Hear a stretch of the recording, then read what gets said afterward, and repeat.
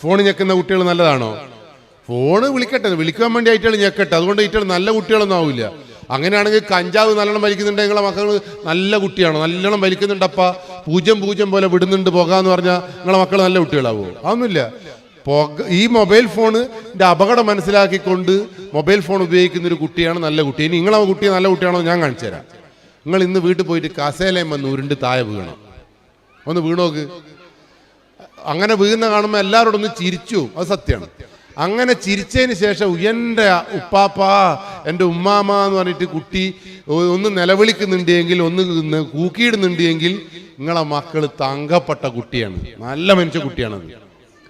ഇനി നിങ്ങളൊന്ന് വീണോക്ക്, അത് നിലവിളിക്കുന്നുണ്ടോ നോക്കി നോക്ക്. അത് നിലവിളിക്കൊന്നുമില്ല.